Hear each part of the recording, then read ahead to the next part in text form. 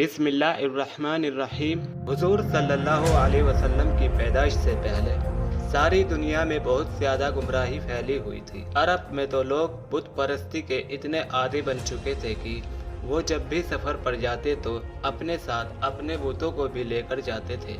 ان میں گمراہی اور جہالت اتنی زیادہ تھی کہ وہ اپنی لڑکیوں کو زندہ دفن کر دیتے تھے تاکہ کسی کو اپنا داماد نہ بنانا پڑے۔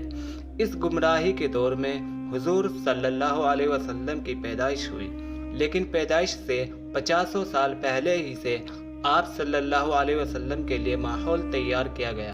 روایتوں میں آتا ہے کہ زمزم کا کنواں جو حضرت اسماعیل علیہ السلام کی ایڈیوں سے جاری ہوا تھا، اسے بعد میں ایک قبیلے والوں نے دشمنی میں آ کر بند کر دیا تھا اور اس میں بالو و پتھر ڈال کر اس کو برابر کر دیا تھا۔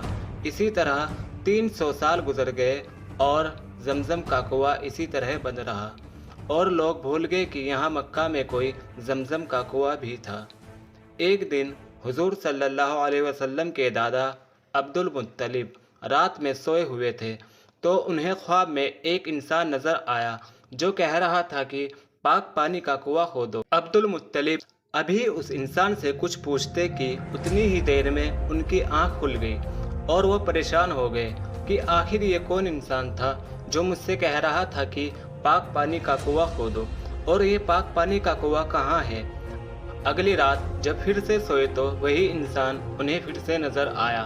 وہ کہہ رہا تھا کہ پاک پانی کا کنواں کھودو۔ ابھی عبد المطلب اس آدمی سے کچھ پوچھتے کہ ان کی آنکھ پھر سے کھل گئی۔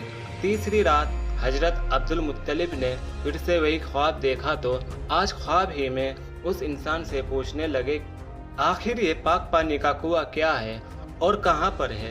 اس انسان نے جواب دیا کہ یہ زمزم کا کنواں ہے جو تمہارے دادا اسماعیل کے لیے جاری کیا گیا تھا اور 300 سالوں سے بند پڑا ہے۔ اے عبد المطلب، تم صبح کعبہ شریف کے پاس جا کر بیٹھ جانا، ایک کوہ آئے گا اور ایک جگہ پر 3 بار اپنی چونچ مارے گا، بس سمجھ جانا کہ زمزم کا کنواں اسی جگہ پر ہے۔ صبح عبد المطلب کعبے کے پاس جا کر بیٹھ گئے۔ کئی گھنٹے گزر گئے، دوپہر کا وقت تھا لیکن ابھی تک کوئی کوہ نہیں آیا تھا۔ وہ اٹھ کر اپنے گھر کی طرف جانے لگے، تبھی اچانک وہاں ایک کوہ بولتا ہوا آیا اور پھر ایک جگہ پر 3 بار اپنی چونچ ماری اور اڑ گیا۔ عبد المطلب سمجھ گئے کہ وہ زمزم کا کنواں اسی جگہ پر ہے۔ حضرت عبد المطلب نے اسی وقت تمام مکہ والوں کو جمع کیا اور کہا کہ اے مکہ والو، وہ زمزم کا کنواں جو ہمارے باپ اسماعیل علیہ السلام کے لیے جاری کیا گیا تھا وہ اسی جگہ پر ہے۔ مجھے خواب میں اللہ کی طرف سے بتایا گیا ہے کہ اس زمزم کے کنویں کو جا کر کھودو جو 300 سالوں سے بند پڑا ہے۔ یہ سن کر مکہ والے کہنے لگے کہ ارے عبد المطلب، کہاں تم ان چکروں میں پڑے ہو؟ اس زمزم کے کنویں کو بند ہوئے 300 سال گزر چکے ہیں، اب تو وہ بالکل ختم ہو گیا ہوگا، اور اس کنویں کا کیا بھروسہ کہ ہم اس قدر محنت کریں اور پھر ہمیں کنواں نہ ملے تو ہماری محنت تو برباد ہو جائے گی۔ اتنا کہہ کر مکہ والے اپنے گھروں کو واپس چلے گئے۔ عبد المطلب نے کہا کہ اے لوگو، میں تو یہ کنواں ضرور کھودوں گا، مجھے اللہ پر پورا بھروسہ ہے۔ عبد المطلب کا اس وقت صرف ایک ہی لڑکا تھا، ان کا نام حارث تھا۔ اسی کو ساتھ لے کر عبد المطلب وہ کنواں کھودنے لگے۔ اس وقت مکہ کی زمین پتھریلی تھی، وہاں مٹی نہیں تھی بلکہ زمین پر پتھر ہی پتھر تھے، اسی لیے یہ دونوں باپ بیٹے چھینی ہتھوڑے سے ان پتھروں کو دن رات توڑتے تھے۔ روزانہ صبح کو آ جاتے اور پتھروں کو توڑنا شروع کر دیتے۔ اسی طرح کئی مہینے گزر گئے لیکن زمزم کا کنواں نہیں ملا۔ اب تو لوگوں نے مذاق اڑانا بھی شروع کر دیا۔ ایک دن دوپہر کی کڑی دھوپ میں پتھروں کو توڑتے ہوئے حضرت عبد المطلب بہت زیادہ پریشان ہو گئے تو اللہ کے سامنے ہاتھ پھیلا کر کہنے لگے کہ اے میرے مولا، اگر آج مجھے زمزم کا کنواں مل گیا تو اگر آپ نے زندگی میں مجھے 10 لڑکے دیے تو اس میں سے ایک لڑکا آپ کی راہ میں قربان کر دوں گا۔ یہ دعا مانگنے کے بعد حضرت عبد المطلب نے چھینی ہتھوڑے سے جیسے ہی اگلے پتھر پر وار کیا تو ایک دم سے پانی کا ایک فوارہ اوپر کو اٹھا اور دیکھتے ہی دیکھتے نیچے سے پانی نکلنے لگا۔ پانی نکلتا دیکھ سارے مکہ والے جمع ہو گئے اور بہت خوش ہوئے، کیونکہ مکہ میں پانی آسانی سے نہیں ملتا تھا۔ عبد المطلب نے کہا، بھاگ جاؤ اے مکہ والو یہاں سے، آج سے اس زمزم کے کنویں کی سرداری میرے خاندان کی رہے گی، لیکن ہاں تم سب اس کا پانی پی سکتے ہو۔ زمانہ گزرتا گیا۔ حضرت عبد المطلب کو اللہ تعالیٰ نے 15 لڑکے دیے، تو جب سارے لڑکے جوان ہو گئے تو ایک دن عبد المطلب نے اپنے سارے لڑکوں کو جمع کر کے کہا کہ اے میرے بچوں، جب میں زمزم کا کنواں کھود رہا تھا تو میں نے اللہ سے نظر مانی تھی کہ اگر یہ زمزم کا کنواں مجھ سے آسانی سے کھد گیا تو میں اللہ کی راہ میں ایک لڑکے کو قربان کروں گا۔ میرے بچوں، کیا تم قربان ہونے کے لیے تیار ہو؟ سارے لڑکوں نے کہا، ابا جان، آپ ہم 15 لڑکوں میں سے جس کا بھی ہاتھ پکڑ لیں گے وہ اللہ کی راہ میں قربان ہونے کے لیے تیار ہے۔ عبد المطلب کہنے لگے کہ میں ایسا نہیں کروں گا، یہ ناانصافی ہوگی، اسی لیے میں 15 پرچیاں بناؤں گا اور سب میں لکھوں گا کہ اس لڑکے کو ذبح کرنا ہے، لیکن ایک پرچی پر لکھ دوں گا کہ اس لڑکے کو ذبح کر دینا ہے۔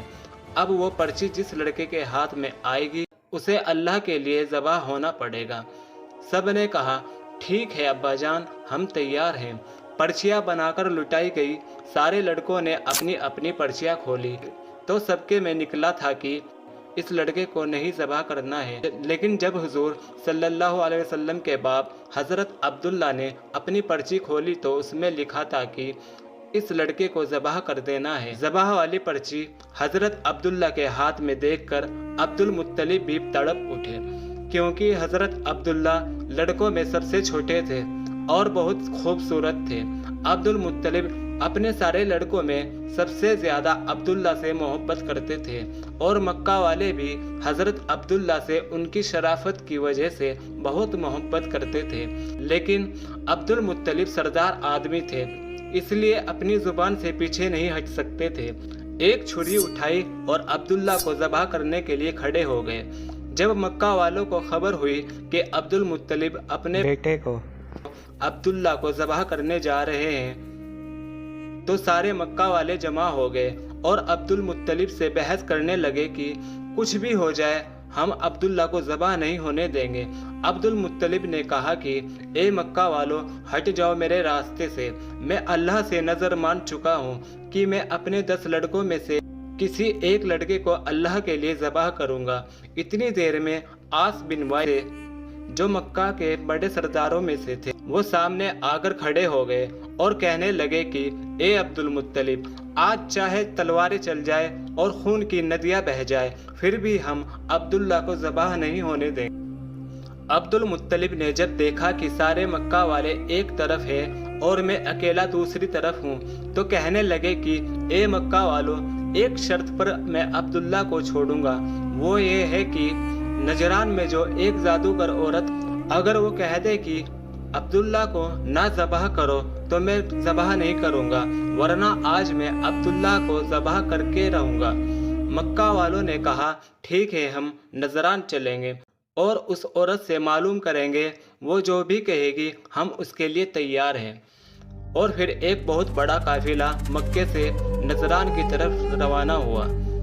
400 کلومیٹر دور نجران کا سفر کر کے تمام لوگ اس جادوگر عورت کے پاس پہنچے اور اسے ساری باتیں بتائی تو اس جادوگرنی نے کہا کہ تم لوگوں میں اگر کسی بندے کو قتل کر دیا جاتا ہے تو اس کے بدلے میں تم کیا معاوضہ لیتے ہو؟ سب نے بتایا کہ ہم اس کے بدلے میں 10 اونٹ معاوضہ لیتے ہیں۔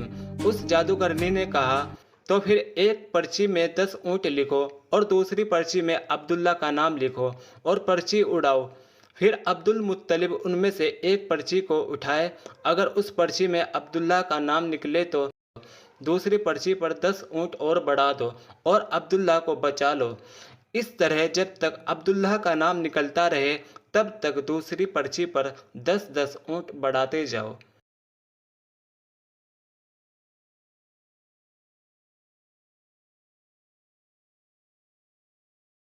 سارے لوگوں کو یہ فیصلہ بہت پسند آیا اور پھر مکہ واپس آ کر پرچیاں بنائی گئی۔